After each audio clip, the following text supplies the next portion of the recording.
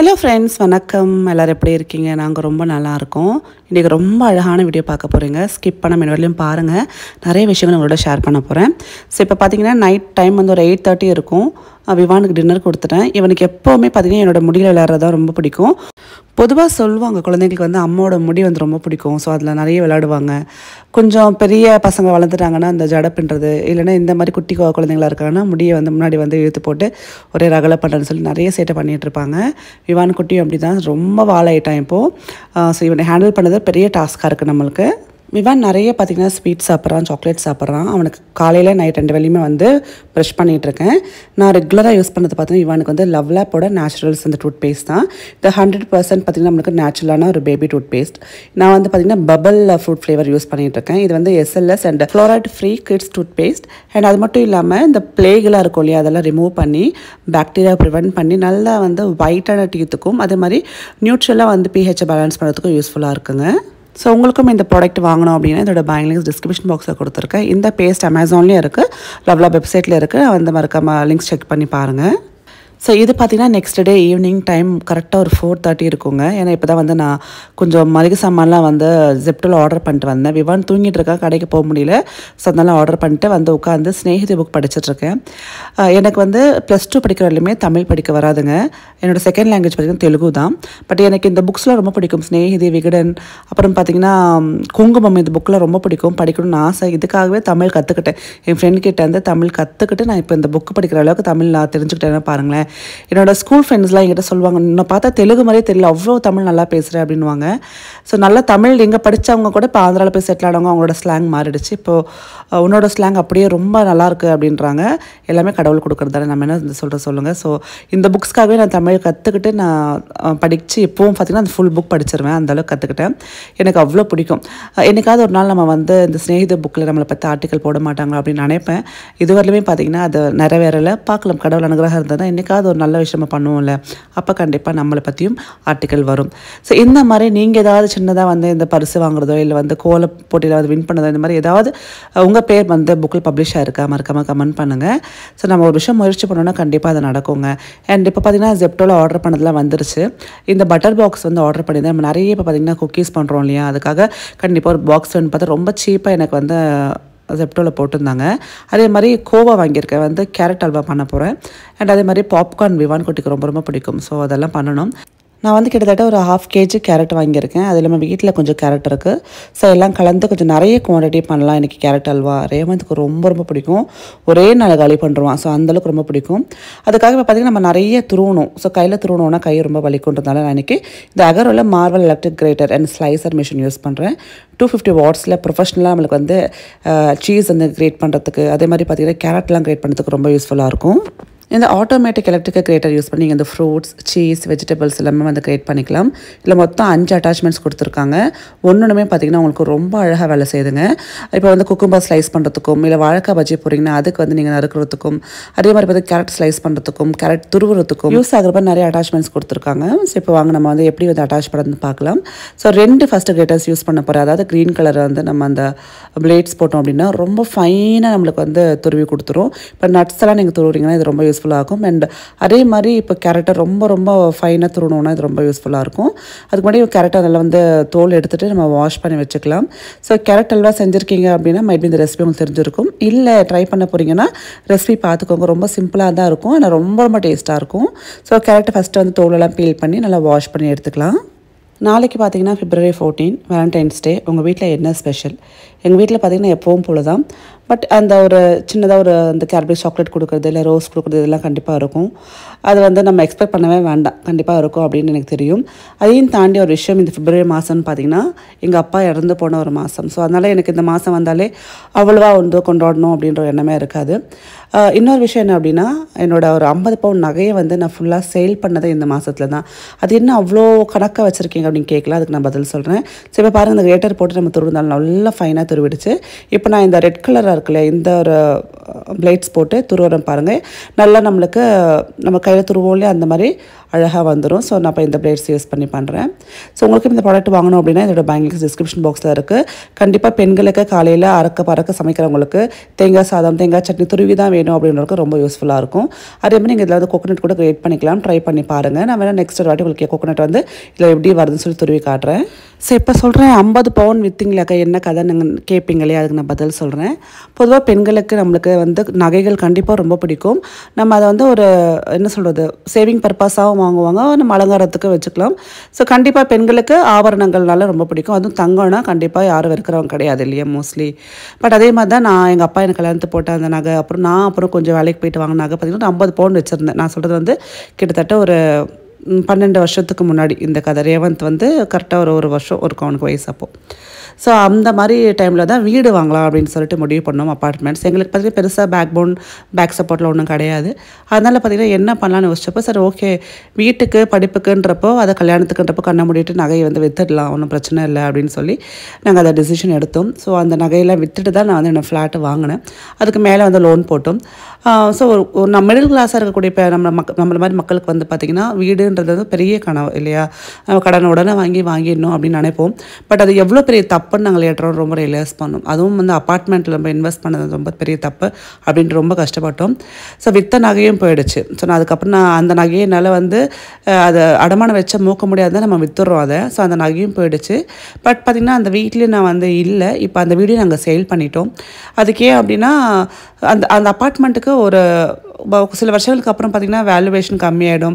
அது நஷ்டம் தான் நம்மளுக்கு, இன்னும் போக போக ரொம்ப நஷ்டமாயிடும்னு சொல்லிட்டு அது வந்த ஒரு விலைக்கு ஓரளவுக்கு வந்து நம்ம பேர் பண்ணக்கூடிய விலைக்கு நம்ம விற்றுட்டோம்.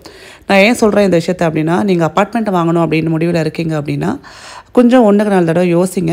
நீங்கள் அதுவும் லோனில் வாங்குறீங்க அப்படின்னா நீங்கள் வாங்குகிற அமௌண்ட்டை விட நீங்கள் கட்டுற அமௌண்ட் பல மடங்கு ஜாஸ்தியாக இருக்கும். ஸோ இன்டர்நெட்டில் வந்து பார்த்திங்கன்னா இந்த இஎம்ஐ கால்குலேட்டர் இருக்கும் ஹவுஸ் லோனுக்கு, அதை போட்டு பாருங்களேன். உங்களுக்கே வந்து நீங்கள் எவ்வளோ அமௌண்ட் வந்து வாங்கின கடனுக்கு மேலே கட்டுறீங்கன்னு நீங்கள் தெரிஞ்சுப்பீங்க.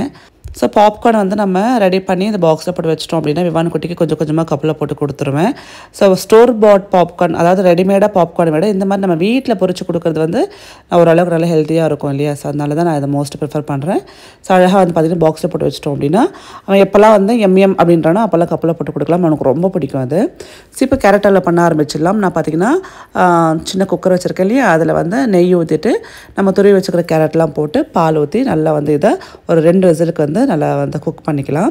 ஸோ அதை சொல்கிறேன், வீடு வந்து நீங்கள் வாங்கணும் அப்படின்னு நினச்சிங்க அப்படின்னா கொஞ்சம் கஷ்டப்பட்டால் ஒரு லேண்டு வாங்கி அதில் வந்து வீடு கட்டுறதுன்றது வந்துட்டு நம்மளுக்கு லாபத்தை கொடுக்குன்னு சொல்லுவாங்க.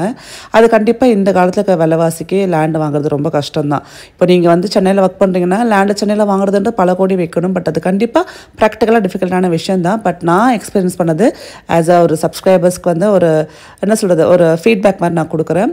அப்பார்ட்மெண்ட்டில் இன்வெஸ்ட் பண்ணுறது வந்து எனக்கு தெரிஞ்சு என்னோட எக்ஸ்பீரியன்ஸில் அது வந்து நான் எடுத்த ஒரு தப்பான டெசிஷன். ஸோ அது வந்து பை காட்ஸ் கேஸ் நாங்கள் அந்த ஃப்ளாட் இப்போ சேல் பண்ணிட்டோம். ஸோ ஓரளவுக்கு நாங்கள் நஷ்டம் இல்லாத மாதிரி ஓரளவுக்கு வந்து நம்ம வந்து தப்பிச்சிட்டோம். இன்னும் வருஷங்கள் போக போக பார்த்திங்கன்னா கண்டிப்பாக நம்ம வாங்கி நம்ம அமௌண்ட் கட்டணும் பார்த்திங்களா பேங்க்குக்கு, அதோட கம்பேர் பண்ணுறப்போ நம்ம லாஸில் தான் நம்ம அதை விற்க வேண்டியது இருக்கும். ஸோ அந்த மாதிரி நிலைமை தான் எனக்கு வந்துச்சு. ஸோ நீங்கள் 1க்கு 10 தடவை யோசிச்சுக்கோங்க.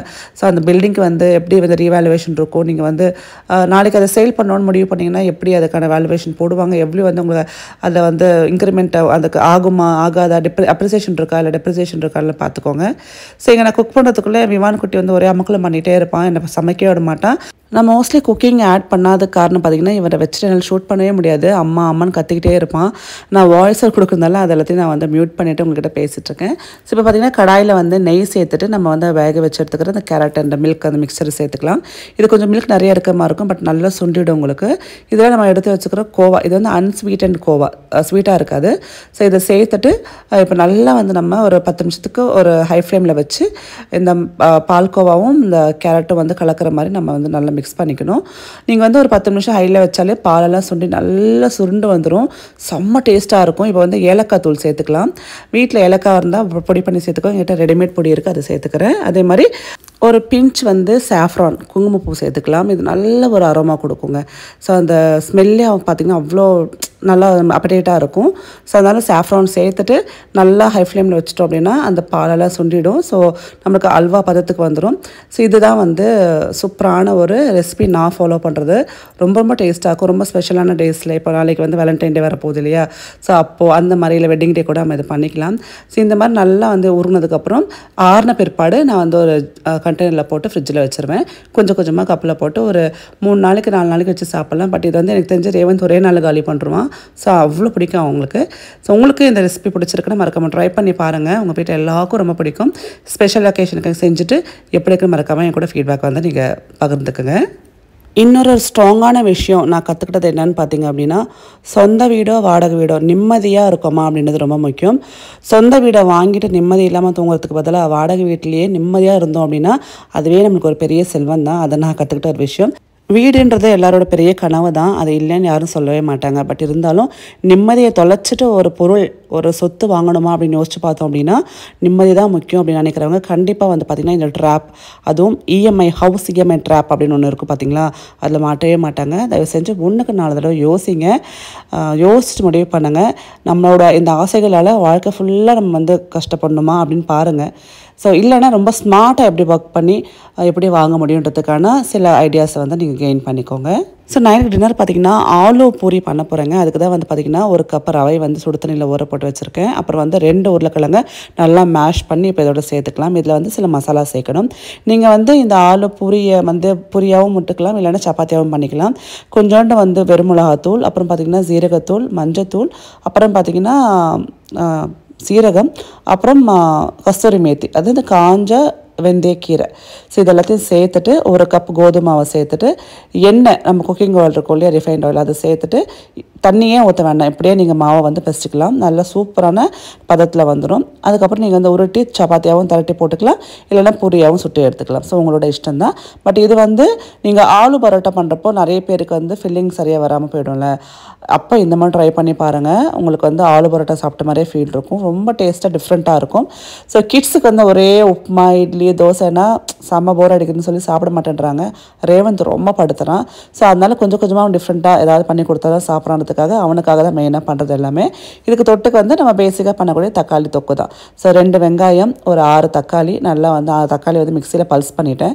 ஸோ வெங்காயம் நல்லா வறுத்த பிற்பாடு வதக்கின பிற்பாடு தக்காளி போட்டுட்டு குழம்பு மிளகாத்தூள் இல்லை சாம்பார் பொடி, அப்புறம் பார்த்திங்கன்னா கொஞ்சோண்டு சீரகத்தூள், அப்புறம் கரம் மசாலாத்தூள், மஞ்சத்தூள், உப்புலாம் போட்டு நல்லா வந்து சிம்மில் வச்சுட்டு மூடி போட்டு நல்லா சுண்ட நல்லா வதக்கி எடுத்தோம் அப்படின்னா செம்ம டேஸ்டியான தக்காளி தொக்கு ரெடி ஆகிடுங்க. ரொம்ப சிம்பிளான ரெசிபி தான்.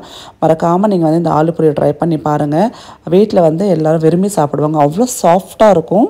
நான் திருப்பி சொல்கிறேன், நீங்கள் இன்டர்நெட்டில் அதாவது கூகுளில் போய்ட்டு ஹவுஸ் இஎம்ஐ கேல்குலேட்டர் அப்படின்னு ஒரு ஆப்ஷன் இருக்குது. அதை போய் நீங்கள் போட்டு நீங்கள் எவ்வளோ லேக்ஸ் லோன் எடுக்க போகிறீங்க, எத்தனை வருஷம் கட்ட போகிறீங்க அப்படின்றத போட்டிங்கன்னா நீங்கள் எவ்வளோ அவங்ககிட்ட தான் வாங்க போகிறீங்க கடன், அதுக்கு நீங்கள் எவ்வளோ வட்டியாக முதலமாக கட்ட போகிறீங்கன்னு நீங்கள் வந்து அதிலே தெரிஞ்சுக்கலாம். ஸோ அப்போ உங்களுக்கு நல்ல ஒரு ஐடியா கிடைக்கும். ஸோ இப்போ வந்து பூரியை வந்து சுட்டி எடுத்துக்கலாம். ஃபஸ்ட்டு நான் வந்து ஒரு 4 சப்பாத்தி வந்து உருட்டி எடுத்துக்கிறேன். இது எனக்காக. பூரி வந்து விமானுக்கு என்ற வந்துக்காக நான் சுட்டி எடுக்கிறேன். ஸோ இதில் வந்து ரொம்ப சாஃப்டாக இருக்குமா, உங்களுக்கு ஈஸியாக திரட்டி எடுத்துடலாம் உங்களுக்கு. ஸோ ப்ரெஷரே போட வேண்டாம். ஸோ இந்த மாதிரி ரொம்ப வந்து ஈஸியாக நம்ம சப்பாத்தி உருட்டி எடுத்துடலாம். அப்புறம் உங்களுக்கு டவுட் வரும், ஏக்கா சொந்த வீடை விட்டுட்டு நீங்கள் வந்து இப்போது லீஸ்க்கு இருக்கீங்க அப்படின்னு. இங்கே லீஸ்லேயே இருக்க மாட்டேங்க. ஒரு 5 வருஷத்துக்கு அப்புறம் கண்டிப்பாக ஒரு லேண்ட் வாங்கி அதை வீடு கட்டுவேன். உங்களுக்கு தெரியும் இல்லையா, கொஞ்சம் பெருசாக வீடு கட்டி அம்மாவையும் மாமியார் 2 பேரையும் வந்து ஒரே பிளேஸில் வைக்கணுன்றதான் என்னோட ஒரு எய்ம். ஸோ அதுக்கான முயற்சிகள் போயிட்டே இருக்குது. ஸோ அதுக்காக தான் பார்த்திங்கன்னா மெயினாக நாங்கள் நிறைய வந்து விஷயம் பார்த்துட்ருக்கோம். ஸோ இந்த வீடு வைத்துட்டு கண்டிப்பாக எனக்கு ஒரு கஷ்டமே கிடையாது. அடுத்த என்னோட ட்ரீம் ஹவுஸ், இண்டிபெண்ட் ஹவுஸ்க்கான ஒரு படியாக இதை நான் பார்க்குறேன். அது மட்டும் இல்லாமல் அப்பார்ட்மெண்ட்டில் கண்டிப்பாக அப்ரிசியேஷன் வேல்யூ இல்லைன்றதுனால தான் நாங்கள் இந்த முடிவு எடுத்தோம். ஸோ இந்த வீடியோ உங்களுக்கு யூஸ்ஃபுல்லாக இருக்குது நீங்கள் ஃபீல் பண்ணிங்க அப்படின்னா, என்னோட இன்ஃபர்மேஷன்ஸ்லாம் உங்களுக்கு பிடிச்சிருக்கு நீங்கள் நினச்சிங்கன்னா மறக்காமல் வந்து லைக் அண்ட் ஷேர் பண்ணிக்கோங்க. ஸோ சூப்பராக பூரி ரெடி ஆகிடுச்சு. குழந்தைகிட்ட கொடுத்துட்டு நம்ம நாளைக்கு சந்திக்கலாம். பாய்.